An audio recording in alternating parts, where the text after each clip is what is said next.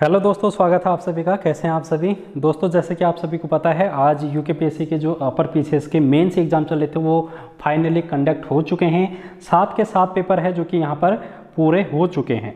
तो यहाँ पर हम लोगों ने सभी पेपर को डिस्कस करना शुरू किया था और मैंने आप लोगों को 4 क्वेश्चन पेपर डिस्कस कर लिए हैं। आज हम 5वां क्वेश्चन पेपर डिस्कस करेंगे जो कि आप लोगों का इंडियन ज्योग्राफी और वर्ल्ड ज्योग्राफी का रहेगा। भूगोल के हम यहाँ पर बात करने वाले हैं। किस प्रकार का क्वेश्चन पेपर पूछा गया था, लेवल किस प्रकार का रहा था, ये आप लोग देखने के बाद तय करेंगे कि आप लोगों को कितना आ रहा है। तो उसके बाद हम यहाँ पर इस क्वेश्चन पेपर को पूरा देखते हैं कि किस प्रकार से पूछा गया है। अगर आप आने वाले समय में यूकेपीएससी के अपर पीसीएस की तैयारी करना चाहते हैं तो दिसंबर के माह में पेपर होगा आप लोगों का मेंस, जो कि अगर कैलेंडर की बात अगर हम करें उसके अकॉर्डिंग तो आप लोग अभी से तैयारी कर सकते हैं। पेपर को देख के आप अपनी जो भी टाइम टेबल है, जो भी आप लोगों का लक्ष्य है उसको निर्धारित कर सकते हैं। चलिए देखते हैं। जैसे कि हम लोग देख रहे हैं कि 3 घंटे का पेपर होता है, 200 क्वेश्चन है जो कि यहाँ पर 200 मार्क्स का क्वेश्चन है जो कि यहाँ पर पूछे जाते हैं और यहाँ पर इंडियन ज्योग्राफी और वर्ल्ड ज्योग्राफी दोनों पूछी गई है। तो पार्ट फर्स्ट, सबसे पहले हम पार्ट फर्स्ट को देखते हैं। इसमें आप लोगों के 15 क्वेश्चन हैं और सभी क्वेश्चन आप लोगों को करने कंपलसरी हैं और हर एक क्वेश्चन के लिए 2 अंक है जो कि यहाँ पर दिए जाएंगे। और इसकी जो वर्ड लिमिट है दोस्तों, लिखने की जो सीमा है, शब्द सीमा, वो 20 शब्द है जो कि आप लोगों को देखने को मिलेगी। तो पहला क्वेश्चन आप लोगों से पूछ लिया गया था, सस्टेनेबल डेवलपमेंट क्या होता है, इसके बारे में, इसकी अवधारणा क्या है, इसको समझाना था 20 शब्द में। नेक्स्ट क्वेश्चन है, भारत में किस क्षेत्र में पिग्मी जनजाति पाई जाती है? तो भारत की जनजातियों से क्वेश्चन यहाँ पर पूछ लिया गया है 20 शब्द में। उत्तराखंड की जनजातियों के नाम कौन कौन से हैं, ये आप लोगों को लिखना था। उत्तराखंड की प्रमुख आपदाओं का विवरण देना था, उत्तराखंड में कौन कौन सी आपदाएं आती हैं, और छोटा सा क्वेश्चन आप लोगों को आंसर इसमें लिखना था लगभग 20 वर्ड में। चिपको आंदोलन का क्या महत्व है, इस बात को आप लोगों को लिखना था। महत्व पूछ रहा है दोस्तों, चिपको आंदोलन क्या है ये नहीं पूछ रहा, उसका महत्व क्या है, उसकी इंपॉर्टेंस क्या है, उसकी रिलेवेंस क्या है। यहाँ पर अगला क्वेश्चन आप लोगों से पूछ रहा है कि उत्तराखंड की प्रमुख पन बिजली परियोजनाओं के नाम बताना है। सीढ़ीदार खेती का वर्णन करना है और अगला प्रश्न है आवास को परिभाषित करना है, हैबिटेट। ताप बजट पर संक्षिप्त प्रकाश डालना है, नेक्स्ट क्वेश्चन है। और फिर भारत में प्रमुख लौह अयस्क क्षेत्र कौन कौन से हैं, इसके बारे में आप लोगों को बताना था। भारत में किस क्षेत्र में चीनी का उत्पादन अधिक होता है, इसके बारे में हमको बताना था। अगला क्वेश्चन, वायुमंडल की विभिन्न परतों के नाम लिखने थे, जो भी आप लोगों के जो वायुमंडल में परतें हैं 5 की 5 परतों का नाम यहाँ पर लिखना था। भारत में कृषि क्रांति के महत्व को दर्शाना है, अगला क्वेश्चन था। और संसाधन में कमी से आप क्या समझते हैं। भारत को प्रमुख भौगोलिक इकाइयों में विभाजित कीजिए, ये 15वां क्वेश्चन आप लोगों का पार्ट फर्स्ट में हम लोगों को देखने को मिला। अब हम बात करें अगर पार्ट सेकंड के दोस्तों, तो यहाँ पर 10 क्वेश्चन आप लोगों को पूछे गए थे, सभी क्वेश्चन अनिवार्य थे और एक क्वेश्चन के लिए 5 नंबर है आप लोगों को दिया जाएगा और 50 शब्द की सीमा आप लोगों को ध्यान में रखनी थी। तो अगर हम बात करेंगे पहला क्वेश्चन, इसमें जलीय चक्र की महत्ता पर प्रकाश डालना है। तो हाइड्रोलॉजिकल साइकिल क्या होता है, इसके बारे में, इसकी इंपॉर्टेंस क्या है, इसको बताना था। प्राकृतिक एवं मानव निर्मित आपदा के बीच प्रमुख अंतर क्या है, उनको बताना था। ग्लोबल वार्मिंग कैसे जैव विविधता को प्रभावित करता है, इसके बारे में भी हमको डिस्कस करना था। पारिस्थितिकी एवं पारिस्थितिक तंत्र क्या है, इसके बारे में हमको बताना था। इकोलॉजी और इकोसिस्टम में क्या डिफरेंस होता है, इसके बारे में बताना था 50 शब्द में। अगला क्वेश्चन था, भारत के उत्तर पूर्वी क्षेत्र की प्रमुख प्रकार की वनस्पतियों पर प्रकाश डालना है। तो उत्तर पूर्वी क्षेत्र की कौन कौन सी वनस्पतियां हैं वहाँ पर, उसके बारे में हमको बताना था। अगला क्वेश्चन, भारत में पाई जाने वाली विभिन्न जनजातियों और जनजातीय क्षेत्रों का विवरण देना था, 50 शब्द इसमें लिखना था। नेक्स्ट क्वेश्चन आप लोग देखेंगे, उत्तराखंड में सुचारू परिवहन विकसित करने के लिए प्रमुख चुनौतियों का परीक्षण करना है। उत्तराखंड परिवहन से यहाँ पर क्वेश्चन पूछ लिया गया है कि कौन कौन सी चैलेंजेस हैं जो कि यहाँ पर ट्रांसपोर्ट को डेवलप करने में उत्तराखंड में आती हैं, वो सारी चैलेंज आप लोगों को लिखने थे।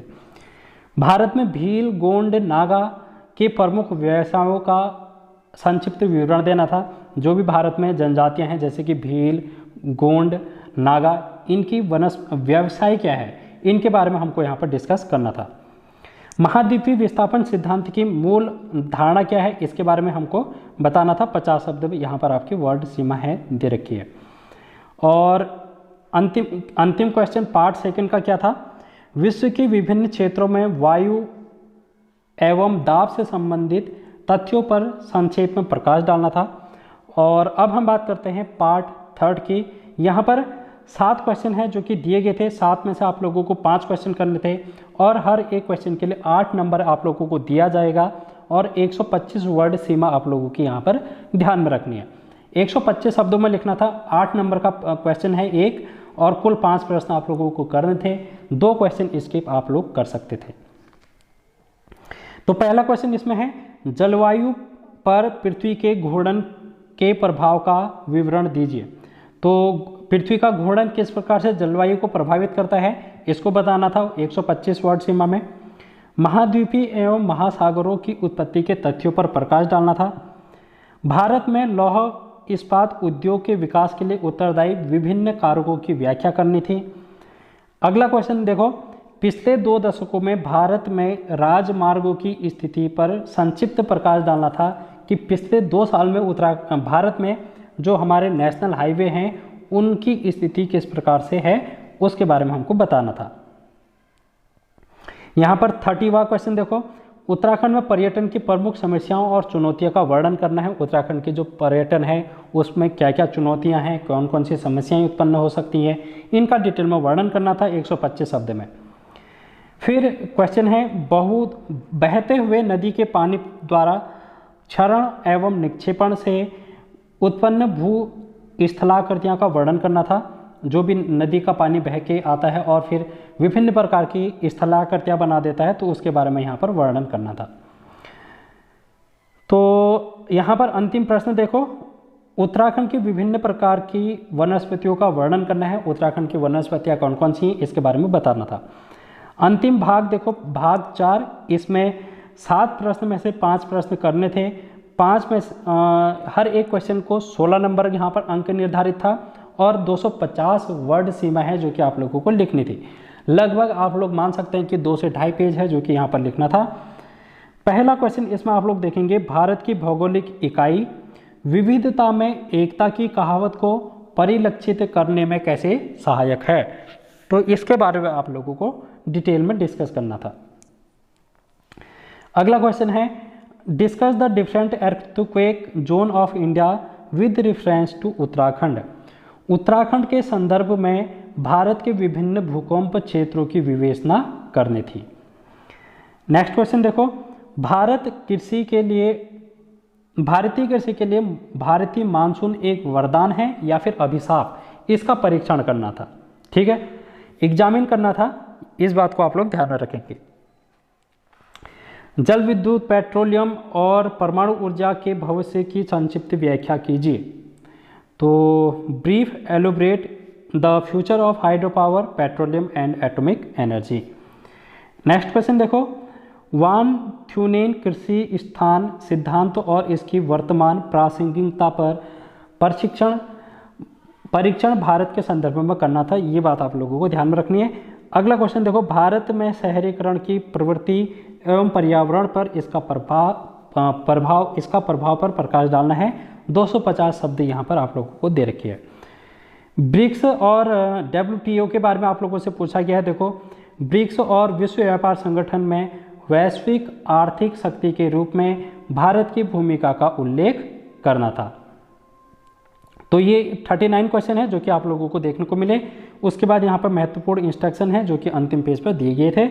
और तो आप लोग इस हिसाब से अपनी तैयारी कर सकते हैं, जो भी आप लोगों का क्वेश्चन आने वाला पेपर होगा। तो मिलते हैं नेक्स्ट क्लास में, जिसमें हम लोग एक और पेपर को डिस्कस करेंगे। तो अगर आप लोग इसकी PDF चाहते हैं तो टेलीग्राम चैनल से ले लेना, लिंक आप लोगों को डिस्क्रिप्शन बॉक्स में मिल जाएगा। Thank you so much.